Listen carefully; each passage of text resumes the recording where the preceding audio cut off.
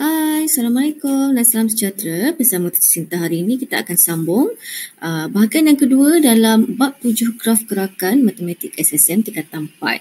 Jadi kalau sebelum ni kita belajar daripada graf jarak dengan masa, mencari nilai laju, mencari laju purata, dan kali ini kita akan sambung bahagian yang kedua. Kita tengok apa yang kita nak belajar hari ini. Pertama sekali kita nak melukis graf laju masa berdasarkan situasi. Yang kedua, kita nak melukis graf laju masa jika diberi persamaan. Dan ketiga, bagaimana nak menghitung jarak, iaitu jarak ni adalah luas bawah graf laju masa. Itu jarak. Dan yang terakhir, bagaimana nak menghitung kadar perubahan laju. Jadi kita tengok satu persatu.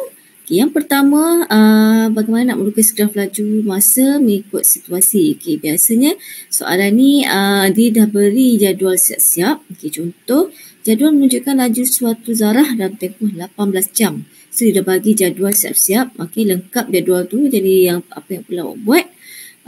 Teruskan, merancang nak buat graf. Mula-mula sekali tentukan paksi mencancang iaitu laju.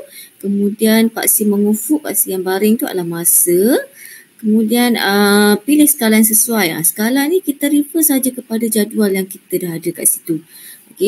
Jadual tu kalau dia kata masa tu 0, 3, 6, 12, 18. Jadi kita bermula dengan skala yang itulah. So kalau laju 0, 5, 10, 20 dan 30. So kita mulakan skala yang tu juga. Kemudian plotkan titik ikut koordinat. Akhirnya sambungkan titik membentuk garis. Kalau garis lurus ambil pembaris lah seterusnya kita nak melukis graf laju masa berdasarkan persamaan berdasarkan persamaan. Berdasarkan persamaan. Jadi sebelum tu kena awak perlu lengkapkan jadual. So dia tak akan bagi jadual lengkap. Biasanya bahagian laju tu dia akan kosongkan. Sebab awak kena tentukan dulu nilai laju tu mengikut persamaan yang diberi. Kalau ikut contoh cikgu bagi tu, persamaannya adalah V sama dengan 400 tolak 80 T di mana T antara 0 hingga 5 dan mewakili hubungan laju dan masa. Diberi V ialah laju dan T ialah masa dalam jam. Jadi apa yang perlu awak buat? Awak masukkan nilai T tu setiap satu ke dalam persamaan. Contoh bila T kosong, V ialah 400 tolak 80 kurungan kosong. Dapat 400. Bila T1, kita masukkan T ke dalam persamaan. 400 tolak 80 darab 1. So dapat 320. Bila T2, 400 tolak 80 kurungan 2 dapat 240. Bila T sama dengan 3, 400 tolak 80. Kurungan 3 dapat 160. Bila T4, 400 tolak 80. Gantikan T tu dengan 4. V kita dapat 80. Last sekali bila T sama dengan 5, V sama 400 tolak 80 kurungan 5, so V kita dapat 0. Jadi apa yang perlu buat macam tadi juga, tentukan paksi mencancang itu jarak, paksi mengufuk itu jam, masa. Kemudian pilih skala sesuai, kita ambil terus daripada jadual. Kemudian plotkan titik, sambung ke koordinat dan garislah. Lengkapkan awak punya graf. Ini luas bawah graf laju masa. Bila ada graf laju masa, untuk kita tentukan luas, sebenarnya saya tak langsung awak semua menentukan jarak jarak yang dilalui. So kalau nak cari jarak, kita kena tentukan luas lah bagi graf laju masa. So ada beberapa keadaan, mungkin dalam tu ada keadaan segi 4 tepat, bentuk graf tu. So segi 4 tempat kita tahu panjang darat lebar lah luas dia. Kalau segitiga, ada dua jenis kat situ. Satu segitiga tegak tu, satu segitiga yang lagi satu tu. Yang itu luas segitiga 1/2 darat luas tapak darat dengan tinggi. Kalau yang bawah tu adalah trapezium. Ada juga keadaan luas graf luas graf laju masa melibatkan bentuk trapezium. So ada dua bentuk trapezium kat bawah. Rumusnya ada 1/2 darat hasil tambah 2 sisi selari. Dah belajar kan? Dan darat dengan tinggi. Kita satu contoh. Hitung jarak yang dilalui oleh graf tersebut.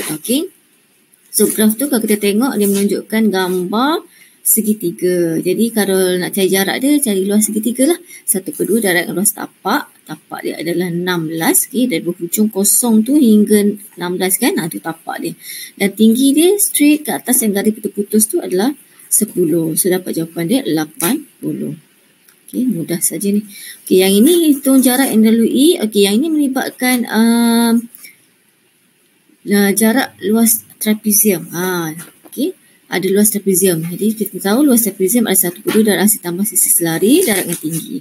Iaitu 1/2 darab dengan sisi selari kat sini adalah yang sama bentuk, yang selari. Iaitu yang kat bawah tu antara 8 hingga 5. Okey, itu total dia 3 lah. Kita ambil ruang yang tengah tu je. Okey, dan atas tu okey, itu ruang atas kan 3. Yang tapak bawah tu antara 0 hingga 11. Sebab tu 11 tambah 3. Okey. Dan tinggi dia garis putus-putus tu adalah 10. So 1/2 darab dengan hasil tambah 11 tambah 3, 14. Darab dengan 10 akhirnya dapat 70. Okey, ini lagi satu contoh melibatkan jumlah jarak. Okey, ini jumlah jarak. Sebab ada lebih daripada satu bentuk dalam ni. Okey, bentuk. So nak cari jarak untuk gambar ni. Okey, kita tambahkan jarak iaitu luas bagi A, trapezium A dengan luas bagi trapezium B. Kita buat satu-satu lah. Trapezium A tu 1/2 darab dengan, sisi selari dia adalah 16 dengan 12. Okey, tinggi dia tu. Tinggi 0 hingga 16, tinggi dekat 20 tu 0 hingga 12 kan. So 16 tambah 12. Okey, darab dengan tinggi gambar, bila kita terbalikkan gambar tu kita baringkan, dia akan jadi tinggi dia 12. So 280. Luas B pula 1/2 darab dengan, sisi selari 20 dan 40. Darab dengan tinggi dia adalah 12. Kalau tak sure, awak boleh baringkan gambar tu, baru awak nampak tinggi dia kat mana. Last sekali jumlah jarak kita tambahkan 280 dan 360 untuk luas A dan B. So total dia adalah 640. Okey, teruskan dengan kadar perubahan laju. Kadar perubahan laju ni adalah kecerunan graf laju masa, iaitu perubahan laju bahagi dengan perubahan masa. Jadi kita tengok contoh. Kadar perubahan laju bagi gambar tersebut adalah 18. Jarak tu kan, perubahan jarak. Semula pada 18. Tolak dengan sifar. Per dengan 3 tolak dengan sifar. Itu masa dia. So kena dapat 6. Nampak gambar tu, graf tu menaik kan. So menunjukkan perubahan laju kita tu adalah positif. Sebab tu jawapan kita 6. Positif 6 kilometer per jam kuasa 2. Macam mana pula yang ini? Nampak gambar dah tahu dah. Graf kita menurun.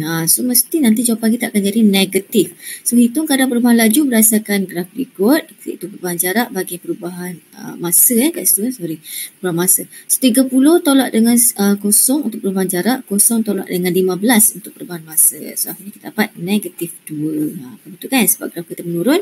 Jadi jawapan kita untuk graf perubahan laju pun menurun. Negatif.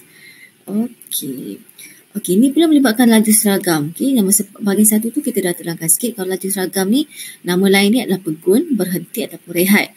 So kita tengok dekat bahagian straight dia, yang tak ada naik, tak ada turun. Bahagian depan yang ada nak panah tu kan. So kalau dia nak laju seragam, kita tengok je laju dia adalah 16. Kalau tengok nak tempoh masa dia, tengok kat bawah tu 10 jam. Mudah sangat ni kalau laju seragam ya. Okey, last sekali membuatkan penyelesaian masalah. Okey, yang ni kita gabungkan semua sekali.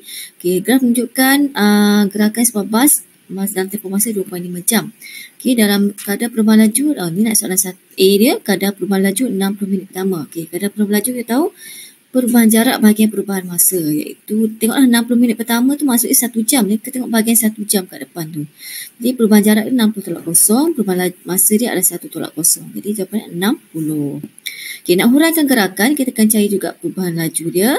Okey, dan tempoh 30 minit terakhir, itu setengah jam terakhir, tengok ujung sekali, setengah jam terakhir adalah 0.5 dari belakang tu kan, 25 hingga 2. Jadi kita tengok jarak dia, perubahan dia 80 tolak 60. Okey, perubahan masa dia kita ambil terus. Masa setengah jam tu atau 0.5 jam. Okey, so dapat bahagi 40 dan kita huraikan sikit lah. Okay, bas mengalami pecutan sebab dia naik ke atas dengan kadar 40 km per jam kuasa 2 dalam tempoh 30 minit. Okay, soalan C dia pula, jumlah jarak. Ni macam tadi lah, kita pecah pada 2 bahagian. Jumlah jarak iaitu luas A tambah luas B. So trapezium A tambah dengan trapezium B. So macam tadi lah, 90 dapat 35, kita dapat 125. Dan yang terakhir laju purata. Yang ni adalah jumlah semua jarak bagi dengan jumlah semua masa. So jarak kita tahu semua sekali adalah yang mula-mula sekali 60 kan, 125 bagi dengan 25. Mula-mula sekali 60. Kita Mula sekali 60, okay, kita tambah dengan 80 kat situ. Kemudian jumlah masa kita adalah 2.5 jam. Akhirnya kita dapat jawapan dia 50. Itu saja pada cerita kali ini untuk bahagian kedua. Terima kasih. Assalamualaikum. Bye.